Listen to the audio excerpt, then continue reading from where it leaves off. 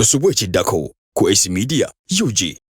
Kati temubeeranga mugavu tuba togeko tuba tetubitegeera. Bane Esther tubitegeera. Tubimanyi. Hey, we seem young but actually we have a lot of experience. Naffe tuweti. Tuba tugane bale biro nazembi magis. This is me that knows all these things. So experience kamanyi muko. Mulekera okwefula ba very miss independent. Even if you're very independent, an independent woman also needs help sometimes. Takubye nnyo. An independent, there is a reason why we are not men. Yes, we need assistance. Neze bearing the independent. Esther. Yes, it is well to be independent. I'm also independent. Yes, I'm also independent. I run my own bills. I do things myself. Nyo chimanyi katika nkubuliyeko according to me eno jembirabira. Ojimanyi no independent. Ngabyo no byetusaako. So amanya nedobozi na ulime Esther esi wanoku atalk with AC Media Uganda. Mbabuza ko gwena so bango traba, thank you so much. Aba subscribing ze tusima, aba commenting atusima byonna. Era nga olwaleero programs zaffe zigenda kuba zikyuka muko. Tugenda kuba tuddamu ku comments ezimu abantu ze babadde basinga okubanga boogerako, ze basinga okubanga bakola biki, you know? Nengo nakulwale tulinde Matilda. Matilda, how are you? I'm good. How are you? I'm good. People are joining this live. They should. We chat, we laugh, we talk about things. You talk about a lot of things. Yeah, lovings and how we should be treated as ladies and how we should be treated as men. So now we are all important and we are all very important factors in these relationships. Nero tuli mu Luganda Matilda. Fena tuno okubeeranga tu contributing. Oshite mubirwa wali wa knowledge bajoininga bambi. Nenga Matilda kamera gwe tunudemo olwaleero. Matilda, what's up? Nothing much. Chechi kuzunza, chechi kutambuze nnyo. Ekintambuze nnyo kunoonya sente of course. Na kulaba bintu byanjawulo omanyi kati fe bino bintu bye tulimu owuliriza nnyo abantu. By the way, dono tuli bantu bamanyi muline eggwanga. People call us for relationship advice. Banange Matilda, this is going on. Oga banange oba kati ngenda nakukola ati. By the way, even nga situnanatandika this specific show, abantu ngolaba babeera bakubira olina kuteeka olina gabana Matilda, even strangers omutunga tomumanyi tomulanga onagaba nange I'm going through this. No fukamira noga mukama katonange, how am I supposed to advise this person? Abantu bano bawe magezi ki? Renmark ajoininze. Renmark mutwe. Tukulinze sebo. So no gabana mukama katonange kisachi kino kyewampa, is this my purpose? Nembo nange buli omu n'omwacha omuwadde. Bo wadde ku magazine bafunamu then nakubira naga, by the way, what you told me it helped. Ebintu ngebyo. Thank you for joining. Matilda, tuba tukolanga shows ezimwe whereby abantu ba commentinga ne batabitegeera bulungi. So leo tugenda bawo obudde. Tubekoze tuddamu ze tusobodde because we know a lot happens. Naye katubeko byetwogerako ebyo tusobodde. Okay? Mbozi. However, ne maaso tuyinza okuba inviting ne mubako bye mutubuuza. However, kati tusokere ku kibuuzo ki Matilda. Kakati nga tunana kugenda ku kibuuzo. Ku time wetukoledde no show ekintu kyenegendereza Abannayuganda oba kale abantu abalaba sigenda kugamba Abannayuganda kubanga tetuli ffenna tuli wetutyo naye waliwo abantu abamu nga we balaba shows zino oba clips ezo zebagenda nga bakatinga out. Nakigenderedde nnyo nti abantu abasinga bawulira naye nga tebawuliriza. Byanjawulo nawulira naye nga tawuliriza. Kati ebintu ebirimu enjawulo ndisobola okubeera nga nkuwulidde. Thank you Rashida. Naye nga sikuwuliriza oba okiraba. Kati ebiseera ebisinga nolaba nti abantu baba ne message tebagifunye wabula n'abuukira ekigaali kya judgment nga tanaba kwetegereza actually what is the point here. Yes, abantu babuukira nnyo. And then also ekira kyenjaga okwencouraging abatulaba oba abatufollowinga nti videos zaffe zineno tezibeera just those short clips. Zibina longer videos just ogenda in fact no wetegereza twali twogera ku ki exactly. Kubanga that's why we cut out these clips to posting so that banga lwa bana asalamu video ya asalamu according to emotions according to chagala gwe ye chawulidde kimsanyisiza oba yajala benga it's the very important message okuyisa okuteka mu bantu benga na yaba following kati gwe omuntu enango olabe video not understanding tubera tukuwa magezi ogende ku YouTube channel yafe bagita Media UG or following or subscribing or hitting that bell every time we post new videos or ogenda kufuna the latest videos that we've posted. Wo ogenda jira bayo nayo so tuve mu mbera y'obutetegeera oleme kujajinga oleme tujajinga ati bana bawala beita chibe fudde bani motivational speaker nedda mukwano tetuli ba motivational speakers we kangambe nti tuli katonda abantu be ya gifting nti twawukanako ku bantu abalala abamu nti fe olusi tusalawo okwogera we speak eri abamu nga temusobola kwogera oba olusi nga abamu temwina ngambe oba kitone you don't have that gift of wali omuntu akola comment agambe kati omusajja mukulu mu myaka gye n'obwongo bwe oba sijja mugamba kyembadde nda kwogera bamuyita Kavuma Dawudi agaye mpaako man naye gwe emyaka gye togiwa kitiibwa munange anti katulawo obuzibu bw'abantu kasala manya nti temumulaba temumanyi watudde oyinza okusanga oba alina mu bibi abadde asala nankoko ya sekukulu bamugambe soko osale enkoko eno nga tabirinako yali awo really bana invites tugenda ziyita mukwano naye anyway kati tutandikirewa katato tubadde tukyanyonyola ku bantu abakola conclusions kati basose kwetegereza waliwo video annambirjo agenda napostinga where we are talking about abaami okubeera nga beemanyiza okuteeka mu bakyala baabwe ssente n'ekyo ekintu munanga I wasn't sakyogera okuba naye simanyi byenjogera oba nti it was the slip of a tongue nali nkyogera no nga nkitegeeza abamu ne bagamba simanya genda bakuwe sente simanya musaba sente za bizigo you still want men to give you money for Vaseline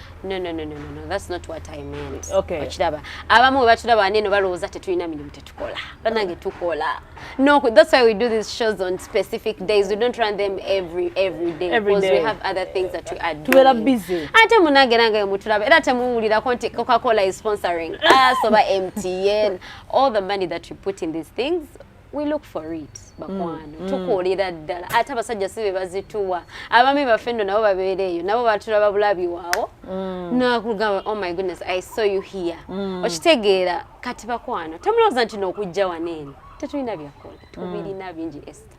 We have a lot. We have a lot to do. And by the way, those things that we do bideta sente. Tetukola because tetudiva voluntary workers.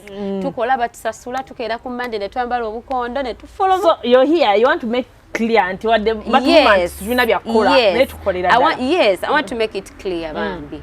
Temujjano ne mulowooza nti because we come to share knowledge, tetulina byakola, tulina ebyokukola. Okujjano ne twogera ku bintu ebigenda mu maaso, we are not looking at being motivational speakers. Kwana go tugusobola, tusogenda ne tukolanga zi shows, ne tuyita abantu tukane mu jet tulina show ku Hotel Africana ya ku motivating abantu nedda. We are here just to share knowledge. Woba nawo naturally nanga chidi different from what we are saying. Nawo beda welcome. Okay. Also okukisharing ne tukyogera. Owokubiri. Omu yagenda n'agamba nti tetusaba sente ze tuli bakazi kifa abakyalowooza nti abasajja balina tuwa sente z'ebizigo. Mukwano fa abakazi ekika ky'abakazi kyetuli n'abala kyetwandisabye kyetusaba babeere nti omusajja okuwa sente z'ebizigo tekitegeeza nti tozirina kuzeewa. Actually ekyo nakikosa just as an example. One of the small things, just a few things. Omusajja balina okukolera mukyala we. Okitegeera kubanga kati already nze nga Matilda nina sente zange ezeekolera ebyo ebintu. Era wanfunanga nkola ki? Nga mbyekolera nga nyirira bulungi kuba si sente eri omusajja asobola okunkwana olw'endabika yange embi. Omusajja ajja okunkwana already olw'endabika yange ennungi alabika bulungi nsiba akaviri akalungi ate munaye tebatukwana olwokuba bazze tuyamba wabula baba bajjanga bamanyi ono omukazi ku lw'endabika ye already ye ye atandika okulowooza aba n'ebirowoozo bye nga inagamba omukyala ono okulwenda bika endowooza ebintu nga bino nabyo bitya but what do I mean by a man has to give you those very very small things nze kinyiiza nnyo okulaba nti obeera omukyala alabika obulungi naye ng'omusajja afunira credit ku bintu byatateekamu nga bamuwaana ku kintu kyata investingamu olabika bulungi osibya akaviiriko osize enjala zo olaba ne wanero nawulidde Sheila Gashumba yagenze n'agamba nti abasajja batani bw'oba omusajja takuwadde ssente bwe ziti toyina kuva mu nyumba yo genda mulaba ku date okujjako ng'amaze okweza ssente zifaananako nga bwe ziti do you know what that means to me what it meant to me nti omusajja nga tanaba kujja mu comfort zone yo jukira already oli mukyala alabika obulungi abasajja balina okumanya nti tuli bakazi ba bbeeyi. We are very expensive. All women are very expensive.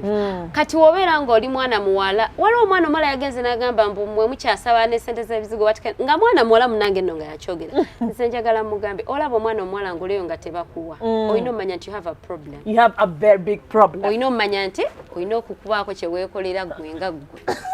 Either you pray for yourself probably tebakunaaza kyegere ekyo kukunyikizaamu bulungi tolina mukisa gwa kuweebwa kubanga omwana omuwala aweebwa ebyaddala era woba olina omusajja oba nange gwatulaba oba wano ku life oba anatulaba anytime and your man is not giving you money he either doesn't love you okay takwagala bulungi si kuwa buli kaseera nti abeerayo ng'akuwa but omusajja ng'akwagala there is something they will do for you and that something is financial ekyo tetugenda kikweka oba kitegeera abantu abamu obeera ng'oli lucky nti you don't need to ask ne bakuwa buwi okitegeera but don't think that you're not supposed to ask for it yes era nali ngamba nti omukyala olaba bba otali mu kukola kintu kimu probably tamanyi nti alina okukikola.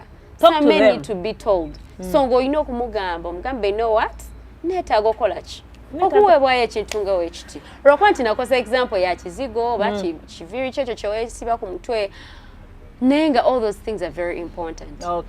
Esi omusajja atakuwanga mwedeetinga agamye mazima omusajja atakuwa ssente nga mwedeetinga Esther aba tagenda kukuwa ne bw'alikuba embaga ya bukadde 15 sente zo ziba zijjako makumbaga ate in most cases si abazitadde mbazisonda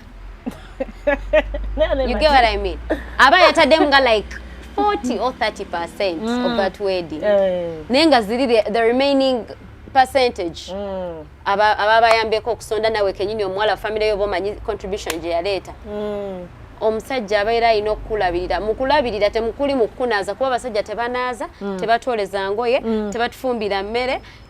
They are taking care of us is through the money that they give us. Financial support. Mugende mulaba bayazanyi b'emipiira ne following us manya Ronaldo. Abo basajja baba bakazi baabwe sente.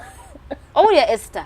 They give their women money. Lwakuba the difference with men abasajja abamu titakwata mukazi nambalira kakadde ezo zanviiri. Ye kyakola akwata bukwasi sente. Namugamba that's your upkeep. It's upon you to use it for whatever that you want. Okitegeera tagenda kudda wagambe banange omukubire munange omayira acha abakazi abamu tetukwira basajja baffe lwasonga they already know what to do.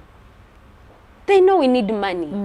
Okitegeera they know we need to look good. They know we need to look good. So okay nomugamba help me with 500,000 tagenda kubuuza zaaki kati goloza zaaki nanyingi nnyo mukazi gwoyo noona bobanga there of course wali ebika by'abasajja nga agenda kubuuza what's the money for and that is very okay to ask omusajja inainanga akola nga sente zazikolera tazisabiriza tazibba tazinyaga aba ino kubuuza what is the money for kati nga nawo omukazi ali responsible you need to give accountability you need to give a budget or a plan munanga akasente ako ndaba mbadde njaga kukola mu kino ne kino oba olimba batolimba ekikulu omuwadde kyagala zikolamu era agenda zikwata akola ki azikuwe nera lwakubeera twawukanamu eri abakazi abamu nga yetasabaza make-up nga ajja kusabaza business eri oli nga tagenda kusabaza zanviiri nga agenda kusabaza another thing but all together it is giving us omukyala aweebwa olinza okubeera esitanga gwe omukyala oba omwami ali eyo nga ye mukyala we si wakuwa ssente za bintu ng'ebyo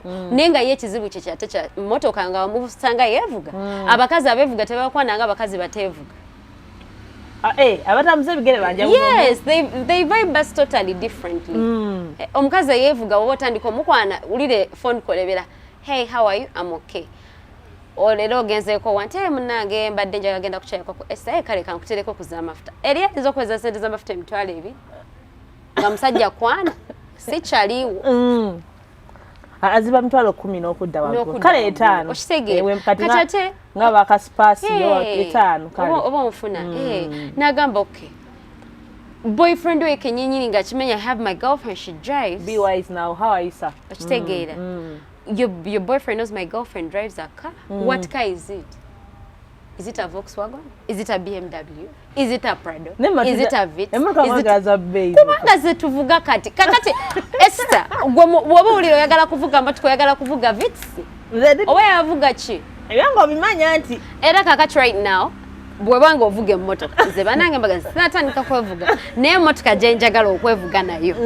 I cannot think of a Vitz. I cannot think of an Alex. Okitegeera. Era ngemulira eri. Timu kweyagaliza. Olina okweyagaliza ekisinga. Kati tugenda kusanga mvuga Volkswagen. Like our problems will be totally different. Ojja kunyigira bwere. Oba ogenda kunyigira. Ngenda kugamba njagala ssente z'amafuta, ompereze 5 nyige, nkulage sisimi ate onyige ogeba nango n'omukazi abadde. Abakazi tebasima, abakazi tebakulu. Abakazi bakuuzi. Kitegeera. Kati bananga bali bagambe ezo comments manya lyawo vulanza banange bakwano. Omusajja alina okuwa ssente. Ebyaddala. Oba kugulidde ettaka ne waba kugulira ttaka. Miss you. Okitegeera. Ne waba akugulidde ettaka. Waliwo ekintu kye batera okugamba bw'oli ekyemisana tolya kyaggulu. Thank you. Like if you give me money, if you bought for me a car, thank you very much. Bw'okusabiriza amafuta mba sikuyiseeko nnyo. Oba kitegeera bulungi nnyo. Bw'obanga mwana Matilda. Like I'm trying to give. Omanyi kati abaana abawala babeerera nnyo mu kwebuzabuza. Ese ebintu bye bitudibizza.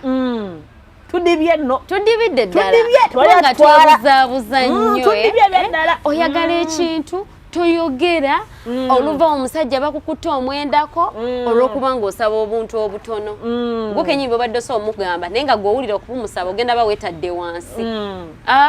So n'oli ennaku ng'ekuluma. Era nze munnange webanga siina bulungi nnyo. Era oba omugabo ga muna you know what? I'm really not well this month. Yakusiba nviiri. Mpa ssente. Oba okitegeera. Era mba mpulira nga saga hani nsaba ku ssente. Yes, hani munnange nno mbadde nsabayo ka ssente ate akaali. Omanyi n'ensaba naye abaana abamu tomanyi na kusaba abantu ssente. Obeere buvi n'oyogera nga bw'osanze. Ate n'ekirala mukwano. Kambagambeko. Tolooza mbu ogenda kuva eri nekyayo nga bugana nti nze ndi mukyala era nina okuweebwa. Gayiwo tolina kyomukolera, tolina kyomugaseeko. You don't add on them anything apart from laying in bed with them. Wanji maama? Abawala tobamanyi. Gwe tokiwuliranga. Kiddemu. Don't think. Point media ali wano. You're going to come to your guy. Omusabe sente za kino. Omusabe sente za kiri. Omusabe sente za kino. Nga for you think your only job is to lay in bed with them. Sikwe picha. Like kiba kirina okusukkawo because you can ali mukuwa ssente ze tazijja mu kasasiro nti abadde atambula n'ayolayo ekiviira n'azikuleetera oluusi ssente zo okuzituwa bambi baba basaddaase bingi nnyo they really sacrificed a lot n'agamba akamanyi kankwate kana akadde nkawe girlfriend wange naye ng'alina maama we alina taata we alina baganda be yandizikute n'abakoleramu ekintu naye n'agamba let me give you so you should really make that money count omuntu aba alina omanya nti omukazi ono gwenteekamu ezanga azigwanira omukyala wange bwampisa omukyala wange ampuliriza omukyala wange oyo wemugamba ku ssaawa 8 ogw'ekiro nkwetaaga bannange abeerawo tali kulimba like takubeererawo mbusimanya okubeerera abaami si kubafukumulira baana abakazi bazadde abaana Esther abazi bazadde abaana people have so many kids there has to be something ate ambalowooza nti omusajja kasita omuwa abaana waliwo ekisukakaawo there has to be something. Kati goza singa munsi tulina single mothers. Abasajja batuuka ebyo by'abaana tebibagula. Bakyuka muko, bakambwe muko. Bakyukira ddala, bakambwe ddala. Eby'abaana tobanyumiza. Yagamba zonka za provide. Ate n'amateeka kati gaabakyusa. Bamugamba kasaba bano beeranga oba providing omukazi akwata zaaki ekirala. Mpulira. Oba nfuna bulungi nnyo. Kaakati kyekyo bakwano mulekerawo tulumbira ku bintu binene okuba ffenno be mulumba nga tubimanyi nnyo. Nze nkubuulira. Nze mbimanyi. Nze manyi ky'oba olina okupa n'ekyotalina. How long and how close you should be when it comes to specific things. Okay. Kati temubeeranga eno mugamba ffe tuba togeeko tuba tetubitegeera. Bana Esther tubitegeera. Tubimanyi. We seem young but actually we have a lot of experience. Naffe tuwetye. Tuba tugane bale biro byonna nze mbimanyi. It's this me that knows all these things. So bakyala. Mulekerawo okwefuula aba very miss independent. Even if you're very independent, an independent woman also needs help sometimes. Takubye nnyo. An independent, there is a reason why we are not men. Yes. We need assistance. Neze bearing the independence. Esther. Yes, it is well to be independent. I'm also independent. Yes, I'm also independent. I run my own bills. I do things myself. Niyo kimanyi kati kankubulireko according to me eno gyembirabira. Okimanyi noba independent nga byonna obyetuusaako. Naye omuntu wakuwa ekintu manyi nosanyuka nnyo. Olina kuyita nakuwayo nnyo. Olinamu n'ekkumi. Ate mu abasajja nze kambabuulire kinene. Tell them. Mwandi twegombye nnyo ffe abakyala bali independent. I am telling you. Abasajja batutya naye ate by the way are very knowledgeable. First of all, omukazi yali independent amanyi obulumi bw'essente okugifuna. Okitegeera bulungi nnyo. Amanyi almost most of the things that you go through when you're looking for that money. Ekirala abeera akulumirirwa banange waavirayo nakuwa that comfort for you to come into their lives over there that comfortable. Simon agamba ki? Onaasobola Matilda? Agamba ki? Nja kubuulira. Mugambe. Simon ajja kujja mu kabokisi atubuulire. Ayina by'ayagala otugamba ebisukkako wano. Mukwano agambe eri mutuufu nnyo. Go on. Abakyala bali independent. Yes, abakyala bali independent. Nti tubeera tumanyi obulumi like you get out every day. Ogenda n'okola. Sente ne zibula. Yes. Sente zibula n'okoma ewaka. Si independent ow'ebizibu. Like nti oli mu independence olw'okuba obonaabona nnyo munange tolina kyakola. Like by the way we made the decision ogamba you know what, let's first give our marriage some break. But we also want to get married someday, but it's not on our priority list. It is there, of course. Tujja kufumbira nawo tulaba tukola. Tugenderera. Tujjagenda. Tukola ate we are thinking of so many things. Tunozaala abaana balala. Okitegeera. So tetuli by the way musanga nga abakyala bali independent. Tolowooza nti nali independent olw'okuba alina ebizibu. I don't know why guys always mistaken that. Okitegeera. Sigamba nno tubibeeramu nti olina ebizibu bingi nnyo Esther kati muneesi yakkuba kati n'osalawo kookole. Nedda. Some of us were raised that we should be independent. Okay. Bazadde baffe nze bataata baffe babanga bakugamba nti olina okubeera n'omukazi alina ebibye. Bataata baffe. So I don't think our fathers are different from you men that vibe us or that want to marry us. The only difference that they have is that for them they are our fathers. Kati mmwe muli basajja bato abali okujja okola ki? Bataata baffe sigamba abange bokka. N'ababakyala bamwe be muli n'abalala bawala bali. Bataata ennaku zo tebakyakuza baana baabwe kubeera awo nga bali waka babafumbisa mmere. Ekitegeera babakuza batusomesa batuyigiriza okukola kubanga tewakyaliwo nnimiro ze tulimamu. So of course naffe kati emirimu tetulina gye tusenyanku. Tetubimanyi. Tewakyaliyo wuyo kakati n'ekonomi tetuganya kufukumula abaana bayitirivu. So era naffe kati tulina kubeera mu field yemu nammwe. Ate ku mulembe guno gwe tuliko wabazadde dda n'obeeweererera dda omwami n'adduka. Omusajja ganagamba abaana babiri ow'okusatu ozadde waaki? Naggaana. Oyo wuwo. But this thing mubimanya abatulaba mubiwulira mu mbozi z'abantu abalala okitegeera naye nga what's going to rescue us from all that kind of pain and trauma working for ourselves twekolerere abaami bano bagenda okujja nga bw'aba alina kyakuwa ne waba agenda tolumwa nnyo oba nfuna kyenkugamba nti when you're leaving me I'll not have lost too much of course I'll lose a good friend I'll lose a person gwe mbadde njize abadde antegedde si bya ssente nti wesibe ku muntu olwokuba nange abadde alina okuwaayo ku ssente ekintu kyo kiruma nnyo kibi nnyo it is very bad osanga omwana omuwala nga yeesibe ku musajja olw'essente it is very bad poko akubeerawo omusajja akukeera ku makya nakoowa nawe kenyini bano omukoowa nina omukoowa toyina tusagenda olaba baddaku banange when you make your own money you will understand what I'm talking about sente yeewooma nnyo nti omuntu aba yakuwa n'okuwa naye ng'olaba ddala tali mu kukuyamba akuwadde olw'okuba akuappreciatinga akwagala sikuyamba buyambi ate ne lwana batakuwadde my dear is going to come back while you're feeding while you're doing your own things you're running things akubuuza walina ku business ya restaurant yetusa munange kati awo twavawo kati twagulawo ne branch emakindi kakati obalabe emboozi ngezo those are the conversations men want to listen to like they don't want to just be there nti ajja kutuka obadde omanyidde no you know money is nice not just money but being in life nga you have something that gives you money these are about billions or millions nenga ne oyingiza kyetaano nti omuntu ne wabadde wakuwa abatakuwa kutandikira abakuwa kwongerako okitegeera nti when you come with kati ate sente nengeri gyosaba mu sente bera different gwe yali complaining amutu kyesabeza ebizigo nedda oba osaba sente kati ndala nnyo okitegeera oba tekyasaba za bizigo kuba obyetuusizaako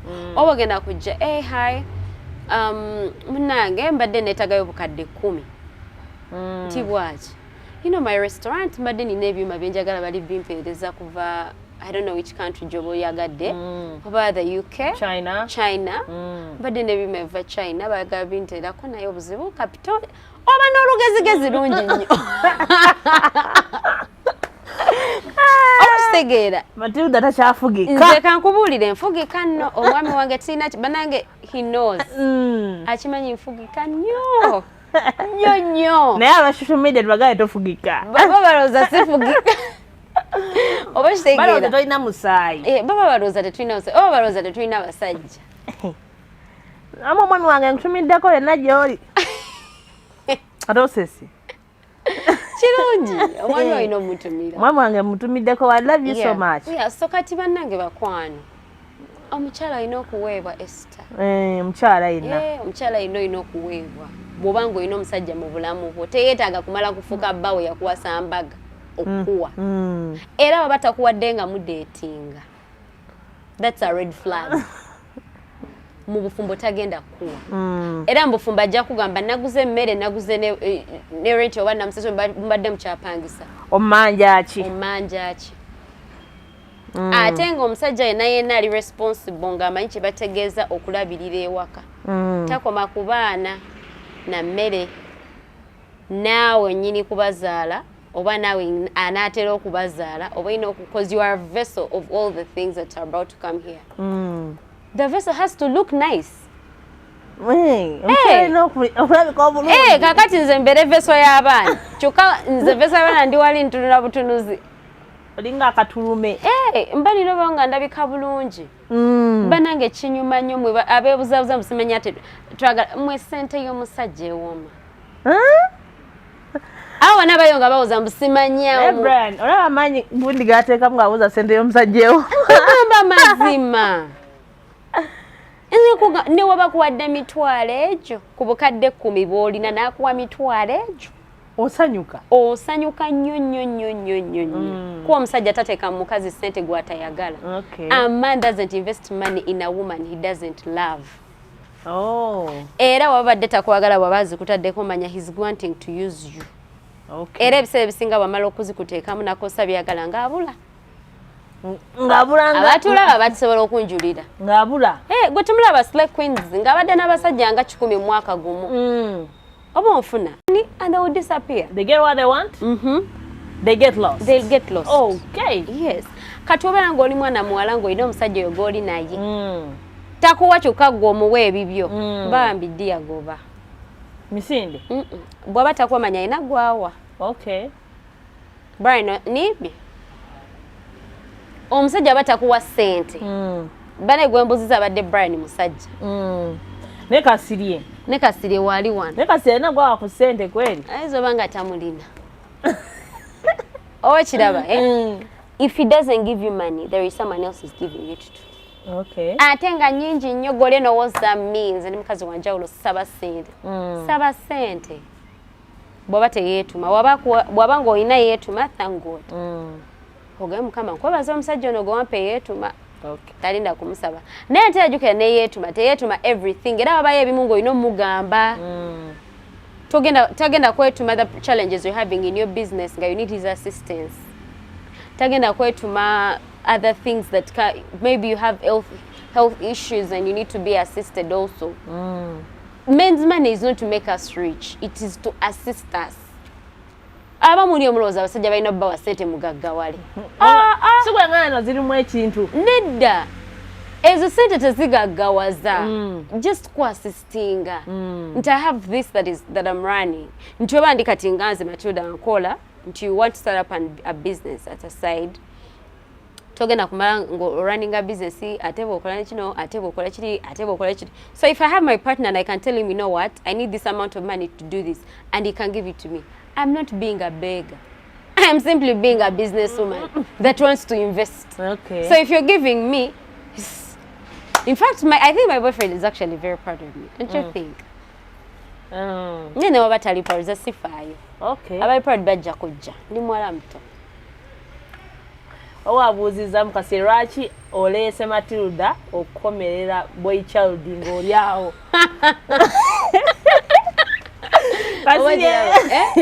Abavubuka takomeredde. You guys, kati kikino njagana kigamba bavubuka. Ngenda kugoba embwezo. Mwana ono nga mukambwe. Guno mwaka 2024. Tugenda kugoba embwezo. Let me tell you, tulina abaana tuve mu bintu by'okwebuzaabuza. Tubere straight to the point. Omusajja wabazze mu bulamu bwo. Of course tomugamba mu ngeri ya kiyaaye. But if a man comes into your life and they see there is something going on, what I mean by something going on, nakusanze oli mukyala ali busy. Akubuza, hey, what are the things that you want to do? Because in dating, those are the things that you get to understand from our partners. Okay. Hey, what are you doing? Hey, by the way, I'm trying to do this, I'm trying to do that. Nkola kino, nkola kino. How that you're having business ideas? Where the hell does he think you're going to get the money from? Of course, so doesn't ogena musaba yesente, but that means that omuntu gwazeko ali busy wa sente, money is into their life. Ajja kugumya. Nti one time ajja kugamba, hey, by the way, I need money for this. Angambe, sorry, kankusabira ofune sente. Kankusabira, tubalabayo. Ngamanga nsabira. Nange kenyini nesabira. Abasajja b'ennaku zino, omugala bulungi n'ekitambula naga katusabe. Money is supposed to give you money. Ngenda kaddiramu abantu bano abawala abali bagamba simanya tufe omusajja alina okuwa ssente. Oba takuwa ssente. Mu abasajja badde ne mwerimbalimba nze omukazi wange etansaba azeetagalwa kuba tazigamba. Ate kankubulireko amazima musajja watugwa ali eyo. Mukazi oba tazikusaba. Okiwulira? Bw'aba nga tazikusaba waliwo akuyambako muganda wange. Inshallah. Okitegeera? Waliwo akuyambako. That is why mu abasajja mu abatawa abakazi bamu. Baba batwalako nnyo. Ne mutandikooza abakazi bayaaye kati bagala ssente. The small things. You're afraid to handle. Wale mwamuwayo just ekyetaano mugambe genda olyeko ku Javas. Nze nina mukwano gwange Esther. Yanga Matilda nze onkolera ekintu kirala kyonna n'otakwata ku mwami wange. Ne mugamba lwaki? Nangamba Matilda. Oli omusajja ngampa. Ngafaayo. Amusasulira ennyumba. Bw'ayagala buwigi abuseeta. Bw'ayagala, just I'm giving an example. Nti ne waba abadde wabwe abasajja ne bagala omukwana. She has no reason. kati abalina nsonga ky'okwenda ku musajja okujja kunga nawe ine kya nga just oli mwenzi ebeera just ne nga tukkiriza era nange ne wemba tasaana musanga ng'ali awo simu yange yabuze. Let's work hard for you ladies. Thank you. Yes, you men have to really work so hard. Like mwina okumanya nti woba oyagala ekirungi ojja kukifuna naye nena okumanya tactics ez'okukikiipinga mu kukiipinga ekirungi ekyo olina obanga ng'ota ta watali ekyo kawedde mudda oba ofuna omwaka 2024 bw'oba toli ready kutanga tonnakola bulungi ssente. Don't get involved in relationships because bagenda kumenya ogenda kutuvuma bala bwe tuli abayaaye kubanga mugenda mu relationships nga temuli ready financially. Stable. Okitegeera mwagala nnyo olowooza nti relationship just zakwepicha si zakwepicha. Of course that's part of it, but what keeps a relationship? Nze namukwano gwange musajja ye yaŋŋambira onanga Matilda nze nkimanyi omukazi yenna okukuuma relationship n'omukazi ennungi bino baamu kuki kusente wabuziza sente. Why do ladies leave the guys who treat them good or give them a lot of things? Have you ever asked them? Gwoniza olowooza owaayo buli kimu omanya but the thing is very contradicting nti osanga omusajja nga ali very nice nagwa ku mukazi nga muki nga kibanda. Okay. Kati abasajja abamu mukola mistake eno wammanga. In fact oyalesana ku topic weda jjala togeko. Some of the mistakes we make while getting into relationships. Those are some of the mistakes we go through when we are going into relationships. Inti ogenda nofuna abasajja mubeera excited mwine bugumu lingi. Like there are men that vibe us numulanga ali very excited. Nero kwanti kati gwe toli muyaye namugamba my dear first relax. Chill. Kakana. Ndaboze n'omuliro muyitirivu. Yakaya. What is the problem? Nze atomanyi banange zebade. Bana mukazi mulungi ngo. Banange wasa I want to marry you. Or never want to test kwagala. Ndio busente bo?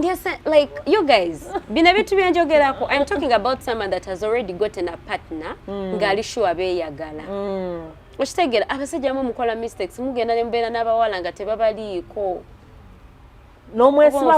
N'omweteekako ate mwaba mulowooza nti okutuwa ennyo kwe kugenda otutuleetera baagala. That is why nti ogenda kumpa nnyo era at the end of the day I will not like you. Okitegeera. Okay. Yes. Abakazi okwagala bana basamuwa sente. Kasamuwa. Abamu abasajja mugenda ne mu abakyala bamwe ne muba neglecting.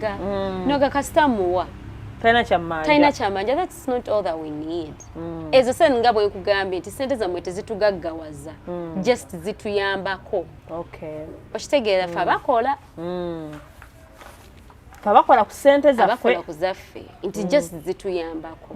But you as a person, you should, by the way, abasajja kyengendo basaba mu mwaka guno ogujja ogwa 2024. Musabe nnyo Katonda abawe ekisa kitegeera abakazi. The biggest challenge that we have with men. Ebimu ku byasaba nga bayingira omwaka omupya. Basabe ekisa. Bategeere nnyo abakazi. Okufuna knowledge about women. Nenga balooza batumanyi nnyo. Tebatumanyi. That is why by the men make me laugh. Muzanga lyawo nayeetala naleeta kino naleeta kino mulowooza abakazi twagala tuwasa na tukula mikolo. Gwe tobalaba nti kati abasajja ebiseera ebisinga kati batwala n'abawala era omuwala n'avaayo. Either proposing will you marry me? You guys don't have knowledge about women. Okay, you don't have knowledge on women. When you get that knowledge, mugenda leka okola ensobi ezimu.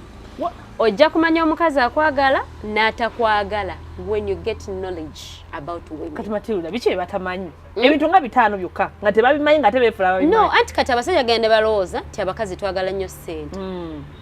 Ne bazituwa tubaleka. Ne muzituwa era ne tukola ki? Ne tubaleka. Ne tubalekawo. Abasajja mugende mulowooza nti ffe twagala nnyo emikolo. Of course, that there are women that really love those things. But that is not all that we need. You know, there is a difference between a want and a need. Okay. Right? Those things are totally different. There is a want and a need. We don't need functions. We want functions. A want is very temporary, but a need is permanent. Ngaba uli basic needs. Then there are also fantasies kati bineno bi proposal bichi those are fantasies seka zubado bani sali tugenda kuddamu okitegere like those are fantasies bino byolaba nti weddings, okay, not a wedding, like fantasies of like proposals or even mukolere ebimuli nga biva eri bikirire no iteba kwano be, but those are fantasies. You guys, by the way, should really learn to accept the truth. Omaya bavubuka bena tebagalira ddala bagamba mazima, bo bagamba mazima wegeziwaza. Motivational speaker. We are not motivational speakers. We are not. We are here to tell you what is happening in life here. Real life, reality. Yes, Esther. There is fantasies. On my relationships, mulimu fantasies, mulimu wants, mulimu needs. Okitegera. So abasajja abasinga bakulembeza fantasies abala zebeetaaga. Okitegera. Ne bakulembeza ne wants abala bibeetaaga. Ne beerabira needs. Abawala zebeetaaga. What are the needs that women want? Ezo tujja kuziddira tetugenda baba buli kimu mu 2023. Bagenda ku YouTube channel. Mujja kujja ku YouTube channel. Mubikeberayo mujja bisanga. Bina jebiri. Yes, there are needs, there are wants, and there are also fantasies. Okitegera. Kati bino byembeera mune muwerimba n'osanga omusajja yenna adduka emisinde aguze iPhone aguze biki. Those are fantasies. Okay. Because I'm going to lose it tomorrow. Ngenda batambula muyaya aginyakule. Nkwerabire. And guess what? Era oba wadde omukazi out of their fantasies. Era bonna bwe banabitwala oba bonna batokyasa bimuwa. Tagenda kubeera woddiya wange musajja watugwa ali eyo. Musajja atugwa gabange ejjenje kayo. Agaba nezempa. Abasajja abamu mulekerawo ddala abakyala ababaagala. By the way, we shall also give you signs of a woman that really loves you byakola. Mugenda kulekawo abakazi ababaagala mubuukire abawala nga tebabaliiko olw'okubanga mwina namwe your own fantasies. Women, we have our fantasies and also men have your fantasies. We have our needs and also men you have your needs. We have our wants and also men you have your wants. Exactly. Kati ebintu ebyo tulina obyawula. Omusajja ayagala okutegeera omukazi ngenda kutuma osome ekitabo ekyo. Baleme kikusomera wabula gwokyesomere. And that is the Bible. Webanga si ankati awo banzikiriza ndala. Era ne mu Qur'ani mwebiri. Ne mu Qur'ani. Mwebiri. If you want to understand, if you want to get knowledge on women, go and read that book. It has the knowledge. Ebyaddala. Ebyaddala. Of course, the knowledge is twisted. You know, the Bible is like a puzzle. Tosa gwena no somene oba tosoma essay. Togenda kugikusomera, togenda bagikusomere, togenda bagikubuulire bwefaanana bwere ebigambo byamu binene betugenda nawuliza mu church oba pastor nakubuulira. Go get the Bible and read about women. Asome ku bakyala abo. Kubanga Katonda annyonnyola obwongo bw'omukazi okuva ku ntandikwa mu Genesis nga Eva bamutonda. Matilda. I am telling you. You're telling us. From the beginning, the Bible speaks about a woman. So muti nayagala okumanya omukyala. Baba yagala amanya okufuna amagezi ku mukyala. Soma Bible. Ojja kumanya omukyala yani. Ojja kutegeera omukyala kyeki era ogenda lekera okukaabira wanongo gabanango nafunye omuwala naziba nafuna omuwala atanjagala. Because the Bible shows you a woman that loves you, what do they do? I cannot really break down those scriptures. Okay. Kubanga nse nkugambe sala agikusomera. Njagala ogenda ogyesomere. Bono ogitegeera. Bananga balagenda lekera okulimba. Ogenda lekera oteeka ssente mu bintu ebitali bibyo. So many people have invested in women that are not theirs. Nena tekamu chovola musanga akolimba. Gundi yanziba abawala bayaye. No. Mwesiba kubawala.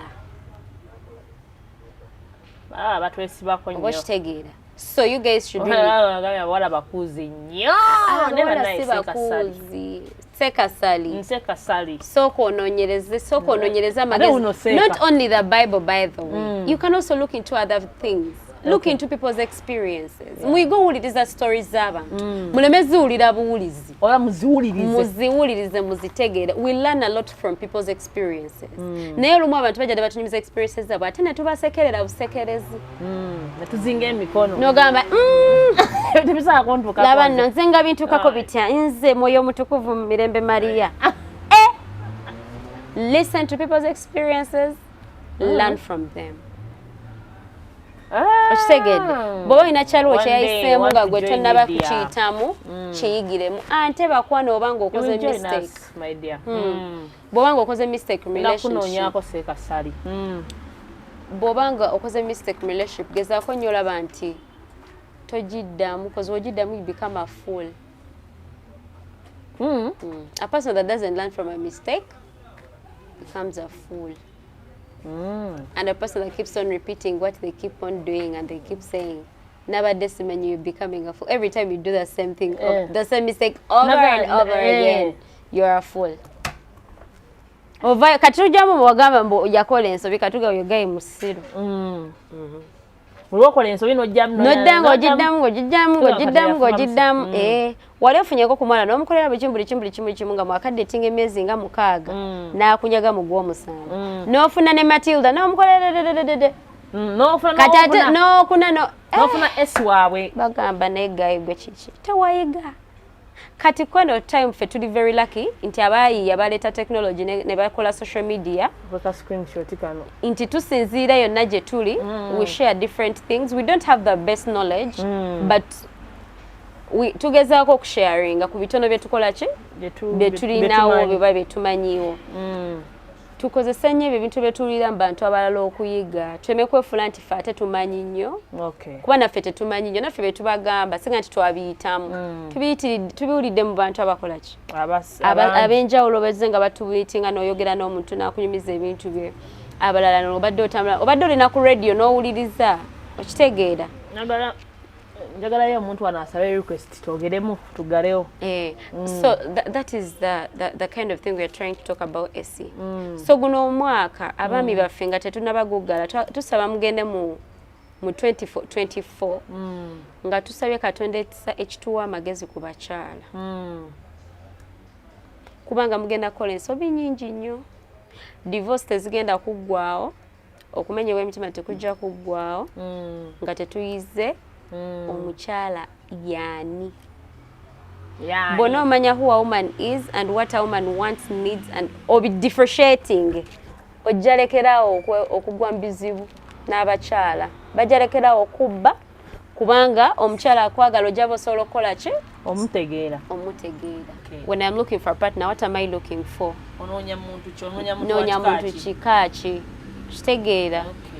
Kakati obanga olina gwe byoweetaaga ng'olaba ofunye partner ng'olaba tagenda bikolera, it's good not to waste each other's time. Okole ki omwekutuleko nga lumu January. Sorry, I got my network AMB. It's very okay. So like olabe nti omuntu gw'onoonya tagenda kumalira biseera ate naye togenda mukola ki mumalira biseera. We should really learn to be honest. Tubeere nga tuli very honest era nga we are true to ourselves and even to the people that we're trying to bring into our lives. Naye nga gwo omwaka guno eno abasajja nze entanda gye mbasibirira nga muyingira mu 2024 you should get knowledge about women. Ekyo ngenda kiremerako nnyo kubanga tukoye owulira abasajja abakaaba gundi yanzira gundi yanimba gundi yangamba njagalanga gundi kyanjagala. Mulekerawo okubeerera mulekerawo okufunira abakazi mu excitement. Get women for the right reasons.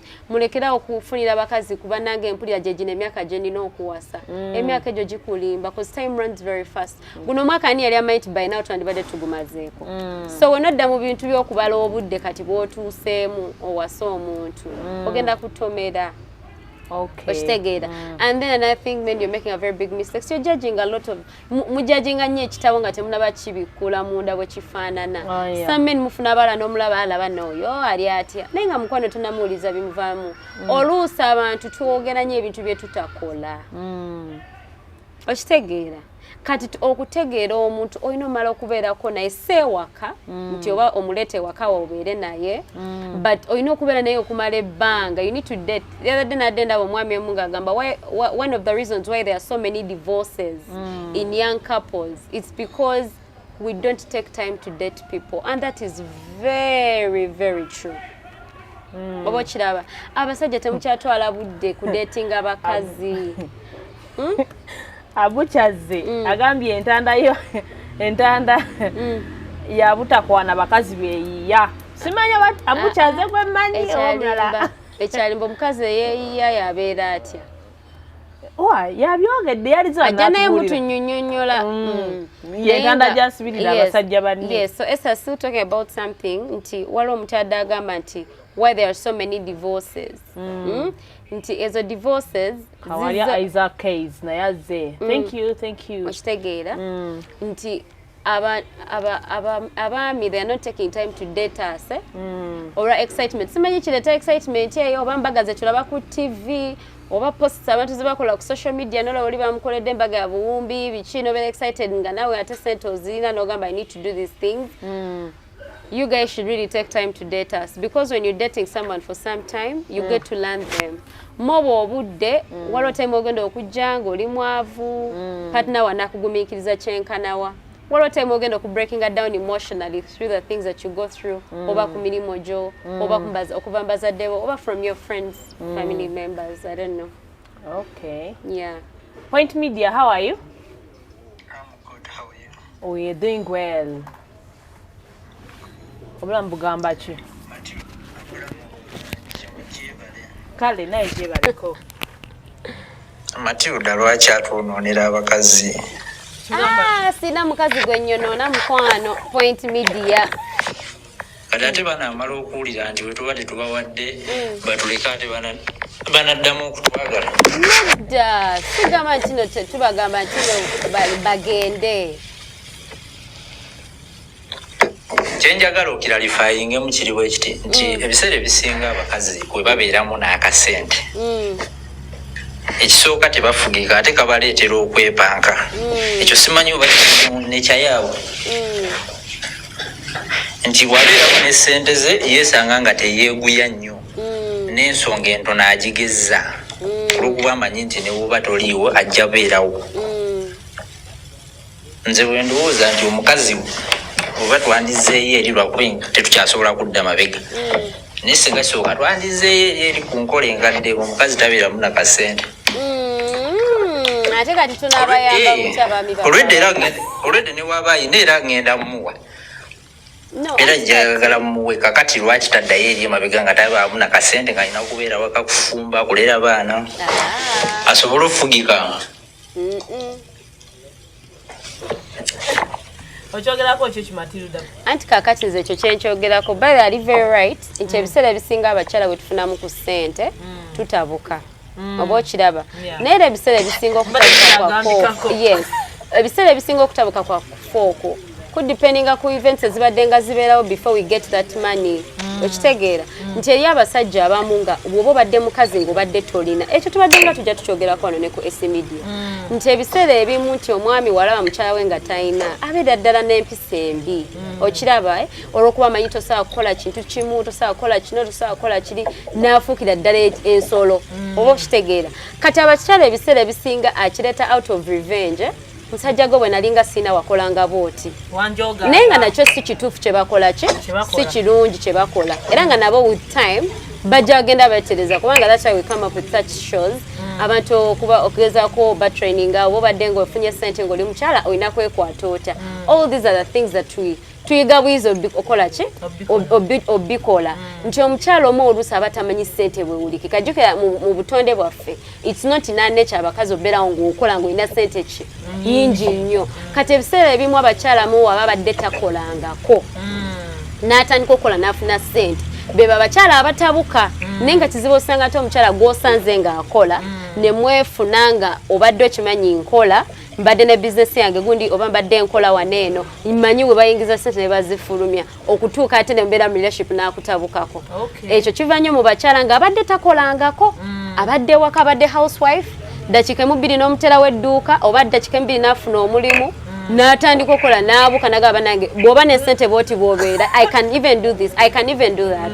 Okiraba so mwami wa Point Media abakyala abo nabo beetaaga time nabo beetaaga training beetaaga okubulirwa era neyo mweyo field kuba ebiseera ebisinga abakyala tubadde ne training mu omusajja omukwata otya omukazi afumba atya that's the kind of training gye tubadde tubeera nayo nga tukula mu buto bwaffe ng'abakyala naye nga tebatutraininga bw'obanga ofunye ssente ng'omukyala how are you supposed to conduct yourself. So ebyo byonna byetaaga budde eno institution nzibu nnyo buli kimu kyetaaga kuyiga nakuwa budde. Pa media ochulidde point media. Mpulidde ekirala alina wagambidde nti tojajinga muntu nga wakamulaba nti osooka omuwa obudde. Waliwo olugero olugamba nti enkula y'omutwe kuwensanirira.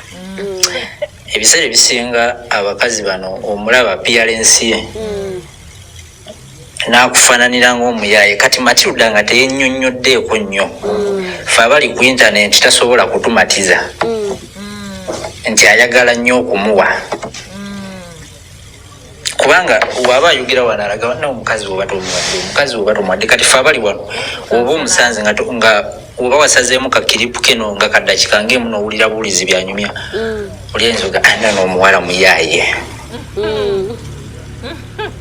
So kale. Thank you so much. Thank you so much. Point media tukoyanza nnyo sse.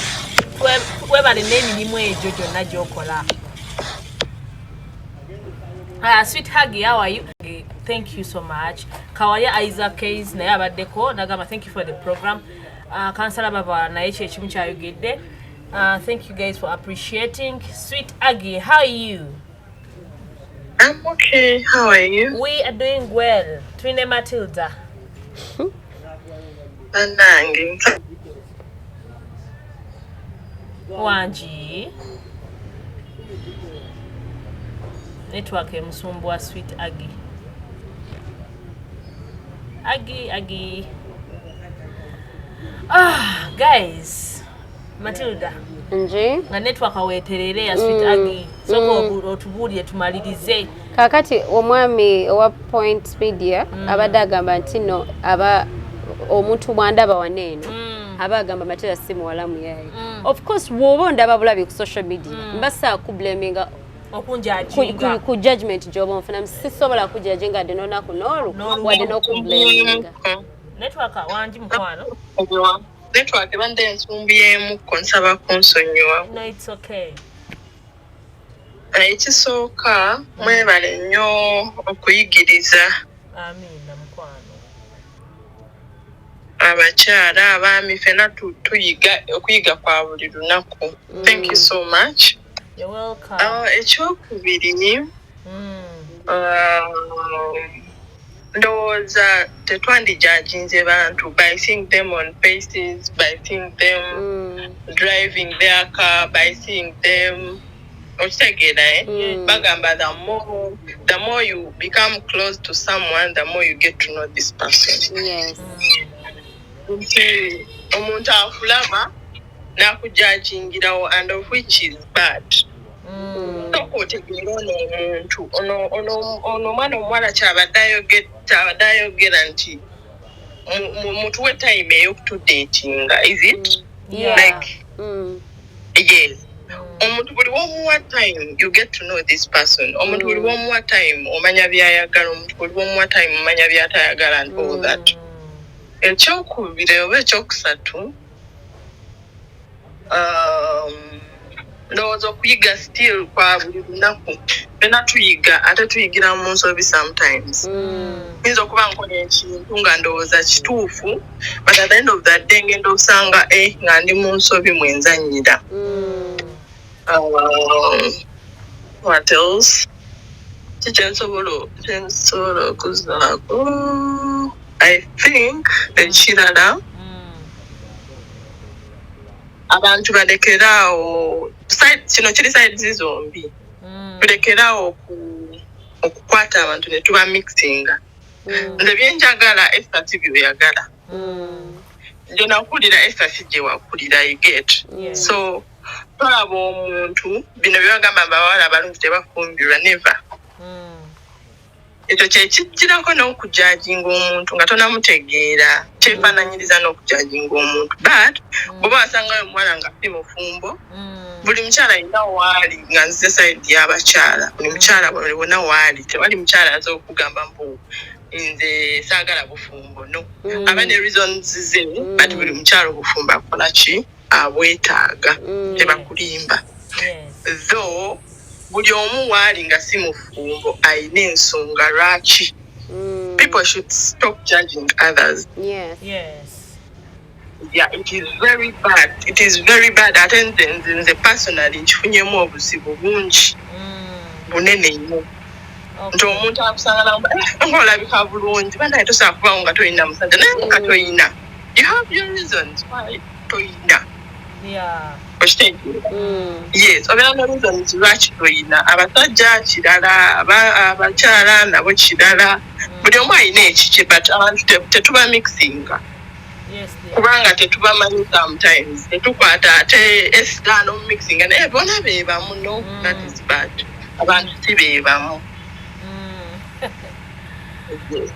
Thank you, sweet Aggie. I think byange ne kansula bavwala tusanyusa omulaba naye kayogereko. Yeah, thank you, sweet Aggie. Bali kuteesa mukwano. All right. Bya tusanyusa okulaba kansala bavawala. Beka gamba nze ngamba obugumiikiza bwetaagisa either way. Naye tugende ewa kansala bavawala. Nkyala esse nkulamusizza. Kale ssebo. Kyobumanya programu zo nzaagala nnyo oli omu ku bakazi abagezi. Era abatuyambye okubeera nti nno tukyusa abantu baffe okubajjamu embeera ey'okulowooza nti ebintu bigwawo bugwi. Era kyokola n'omukyalo oyo programu zizammwe nnyingi zendabye. Naye nze nnyinza okubategeeza musinga n'abasumba kubanga mulyowa emyoyo. Teri kintu ky'amakulu nga muntu kumugattako kumanya na kutegeera kuba ebintu ebisinga obungi ebitulemye mu nsi bitulemye lwakuba tetubitegeera. Abantu nina akantu kempuliddeawo nga bagamba don't judge me. Kiwulikika nga ekirina amakulu naye eri abakadde mu ntegeera tekirina makulu. Toteerawo bantu mbeera yakujajinga kuba buli wobateerawo embeera y'okujajinga oba omaze okweteeka ku muddibo oba nkikuddiremu nti gwe bw'otandika okulabika ng'omuyaaye mu nnyambala n'oyogera ng'omuyaaye naye nga toli muyaaye oba omaze okusikipinga abantu abatali bayaaye okujja mu bulamu bwo nga tebajja kuwa wadde chance emu. Nguli agambira onaga nawe yamuyaaye nawe era nga naye mukyala esi waliwo omuntu gw'otunuulira n'omumma attention oba n'onyweza ensawo yo oba essimu yo olw'engeri gy'omulabya amagukamu. Oba ontegedde? Kati gwe bw'ojja wano n'ogamba nze bannaye wadde ndabika ng'omuyaaye naye omuntu sooka omuwa obudde omutegeere oba ofuuse mwana muto mu ntegeera. Kubanga omuntu buli lw'omuterawo kubuusabuusa mu buli ngeri yonna aba agenda kubuusabuusa lwaki teri atuukiridde buli lw'okola ensobi atandikirawo namulabirawo kubanga ensobi gy'ogenda okukola olwedde yali ekufaanana mu kusooka. Kati nze ndowooza bwe nti fuba nnyo nga bw'osobola mu bigambo byonna endabikayo omuntu asooka kuweerewo ekitiibwa era akwesigirewo nga tonnayogera. Kyekisookera ddala kyova olaba abaana abawala bangi nnyo ng'essaawa yaleero okufuna omusajja amwesiga nti bamuwasa kizibu nnyo naye si lwakuba tamanyi kufumba, si lwakuba tategeera, si lwakuba talina mpisa, naye buli muntu yenna amukubako amaaso omutima gumugamba ekisege kino kyawa kwotenga ekisege kino kyawa. Kyova olaba naawe kennyini gwenga gwe muwala munno osobola otunuulira omukazi n'ogamba ene mwana oluwala olulabika lumalaaya naye nga tewali alwebaseeko ng'olaba. Lwaki gwe muwala munno osobola omujajingirawo yes gwe n'ogamba ene mwana omuwala yalabika malaaya. Kati ffe abasajja malaaya tumutwalako out, malaaya tumukolera ku shopping, malaaya tumwebakako, malaaya tumuwaana, malaaya tutambula naye tumukwata ne ku mukono naye tetutera kumwesigisa bufumbo. Okitegedde? Tukitegeera ssebo. Kati bwe kiba nga kiri bwe kityo gwe nga gwe omuntu ne bw'obanga oli mu mbeera ki togezangako okuwa abantu ekifaananyi ekibi bwakutegeera ajja kutegeera oba odiba. Let me give you an example. mwe muli bakyala bafumbi waliwo kye tuyita ennyaanya. Waliwo ennyaanya gy'osobola okulaba n'ogirowooleza nti nfu munda. So ng'ate waliwo ennyaanya gy'osobola okulaba nga namukungulu naye nga munda ki? Nvundu. Bw'oba ogula erabise bulungi. Wadde nga ne munda akola ki? Kati gwe omuntu sooka omuleetera okulonda nga tannakumanya. Oba ntegeerekeka nti nga banakweterawo omukyala Abawala 6 ne bagamba aliwo gw'ogenda osooka okwogera naye. Kati abaliwo bo nga tonnaba kumanya byagenda kwogera. Oyina gw'osooka okulonda. Kati naawe fuba nnyo okulaba nga gw'osooka okulondwa olw'endabikayo. Kyobulaba naye tuba tulina gye tulaze olwo omuntu gwe basooka okuwa entebe. Lwaki bagimuwa mangu? Tannayogera. Naye abalabikidde atya. Kati abantu tobawanga chance. Mbwomanyi olaba atonjajinga olw'endabika yange mukwano. Ffenna tuli bajjaji nze naawe. Bw'obeera tosobola kuba jjaji kitegeeza tosobola kuba na choice. Oba nkaddemu. Bw'oba tosobola kuba jjaji oba tosobola kuba na choice.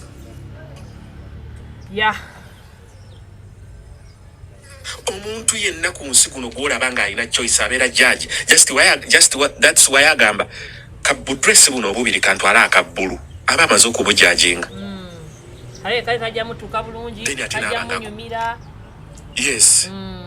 Abujjajinze ate n'amaliriza ng'akoleddemu choice. Kati gwe omuntu aziyinza ate okulonda obeere choice ye gy'agenda okuwa chance okuyingiza mu bulamu bwe. Kyobula ffe ffe abatera okufuna abakyala n'abaami nfulira munange ennoonya bw'oba ofunyeyo omuntu ategeera biki nga tannayogera byonna asooka kugamba sooka ompe ekifaananyi kye. Nawe kenyini afaanana atya era ogenda okulaba nga choice esoose evudde ku image. Kati image yo gemaanyi go. Teri agenda kuwa attention akumanye nga tasoose kukutunuulira. Kyova olaba nti endabika yo kikulu nnyo. Ne kana abakyala kababuulirenga gwe bw'olabika nga malaaya ojja kusikiriza bamalaaya. Banno. Gwe bw'olabika nga malaaya osikiriza bamalaaya. Kyova olaba nawe kenyini mukyala obeera wano ku media naye waliwo accounts z'abantu z'oyitako n'obaako gy'oyimiriddeko oba olaba ng'ebyo yabifaanana ebibyo. Kati gwe endabikayo kikulu nnyo kubanga endabikayo egenda kuyita akufaanana. Omusajja bw'abanga wa kitiibwa talina budde bugenda kujja kulaba oba naawe oli wa kitiibwa. Asooka kukulaba n'omulabikira nti oli wa kitiibwa n'alabirawo nti ono omuwala ali presentable. Olw'okuba naye musajja ali presentable akuwa mangu chance kuba alaba omujjaamu. Owulidde kagambo omujjaamu. Omuntu akuwa chance kuba amaze kulaba ng'omukola ki? Omujjaamu. Yensonga lwaki nammwe abakyala n'obuubuuza omukyala ono atunuulidde waliwo omusajja gw'atawa chance wadde okuwulira by'agamba nga kivudde ku ngeri gy'amulabikidde. Kati temuddamu kuddeeyo ne mwerimbalimba wadde bye mwogera birabikanga ebituufu. Tonjajinga ku ndabika yange manyi olaba nnyinza okuba ndi wanjawulo omukwano toli. Teri agenda kuwa chance kulaba oba ddala oli wanjawulo. Yensonga lwaki gwe omwana omuwala ne bw'oba ogenza wa boyfriend wo nga mudeetinga. Please behave like a wife material. Oba anaakuwasa oba taakuwase gwe kola ky'oteekeddwa okukola ng'omukyala. That's very right. Kubanga gemaanyi go.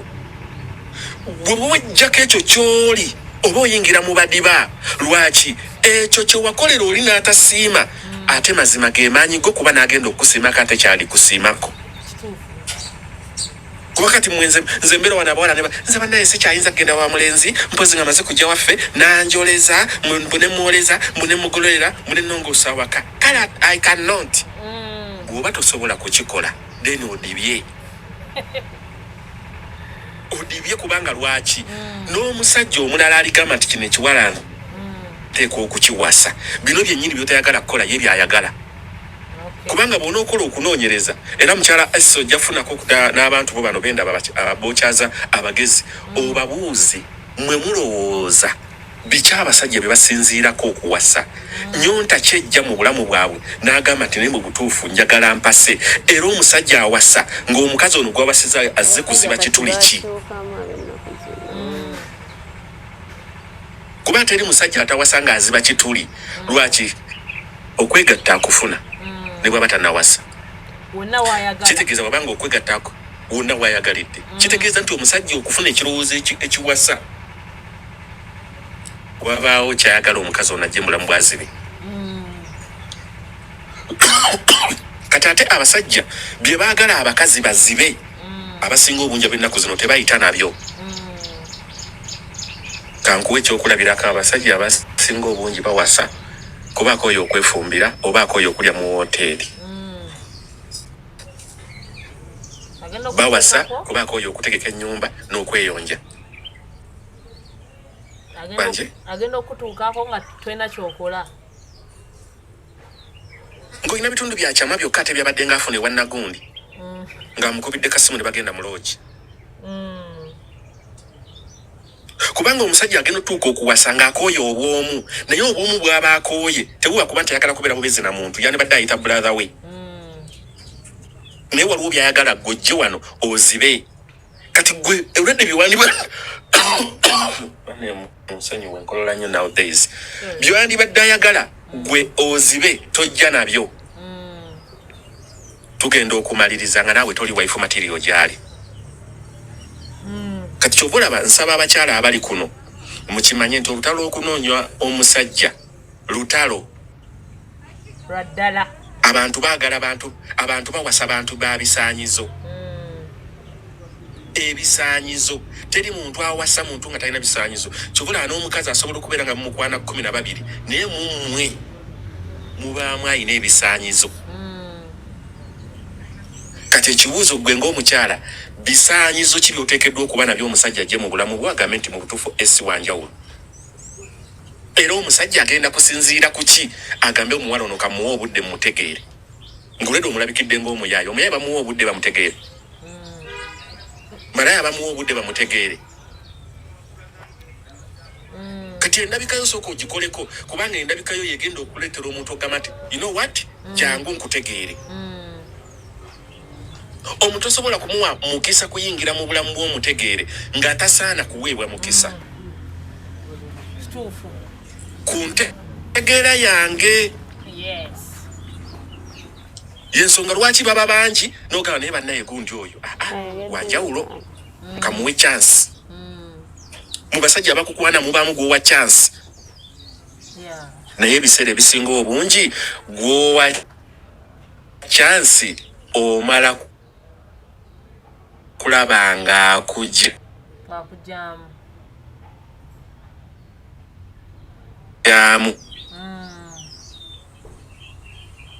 ekitegeeza sooka olongoose endabikayo maama w'abaana lwata w'abaana eza mugula mutegeera nga tomulabikidde nga ategeera teri muntu agenda kusembeza nga tomulabikidde bulungi teri wakitiibwa agenda kusembeza nga tomulabikidde nga wakitiibwa olina kumala kubeera attractive kyovula balongoose ennyambala longoose enjogera longoose entambula longoose engeri gy'olabikamu kikuyamba okusika omukisa gw'abantu bajje mu bulamu bwo tweyanza nnyo kansala tweyanze ge banange akadde katukutte naye nga batuddamu ddi tuyakola show nga ne kansala waali ndabyeko omwami kiwano Charis Mukisa sorry nani omulala wana ndabyeko Jena ndabyeko Lubega bambi neyanziza mwenna abaddeko thank you so much waliwo ebitukuttemu right now tugenda mu show endala naye tusiimira ddala ababaddeko naye nyongera bagamba programs zino zibeerako mpanvu ddala nga ziri ku S Media YouTube channel bino byonna nga tubyogedde wano mugenda bisanga ku YouTube channel azeleeti atwegaseeko leeti ogenda bisanga ku YouTube channel yes naye nga neyanza nnyo Kawalya Isaac Hayes Shifu Lubega Kasa Babawala abadde wano Jena yes mwena Point Media thank you so much tusiima bino mutukolera we meet next time we love you all